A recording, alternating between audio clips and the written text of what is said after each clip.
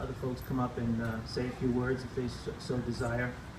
One of the advantages of being the host, if you will, is that I can go first. So here are some things I'd like you to know about my memories of Dennis.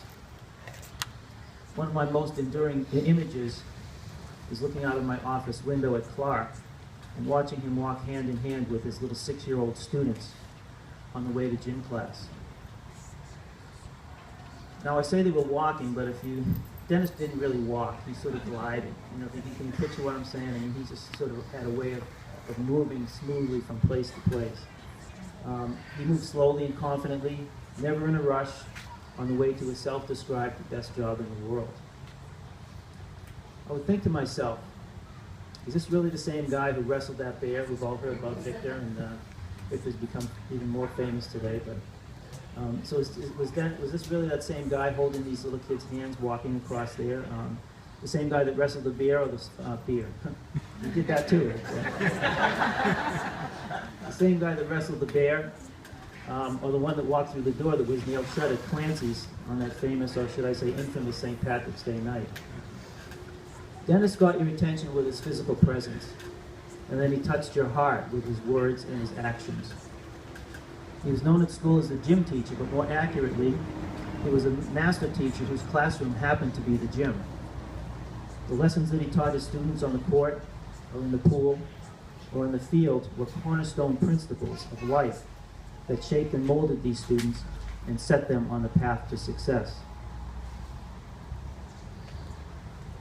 Those students and their families will be forever grateful for his efforts.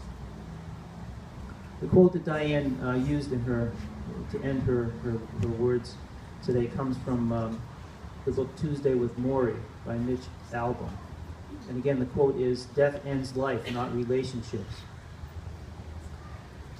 At this time, I'd like all of you to think about why it is you miss having Dennis present in your life. Was it his sense of humor, his love of family, his empathy, his loyalty, or his friendship? Most likely it is all of these things. I feel the best way to honor Dennis and to ensure that his spirit and legacy live on is for each of us to make sure that we do our best to exhibit these same qualities in our own lives. After all, what better way to honor a teacher than to live the lessons that he taught us?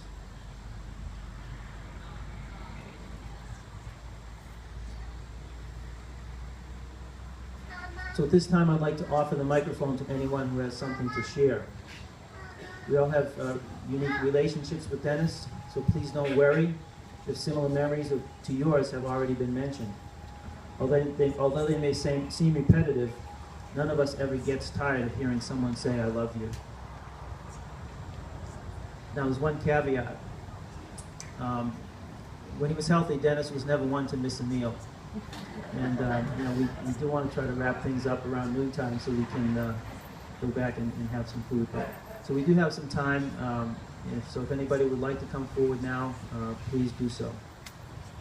Mr. Storm.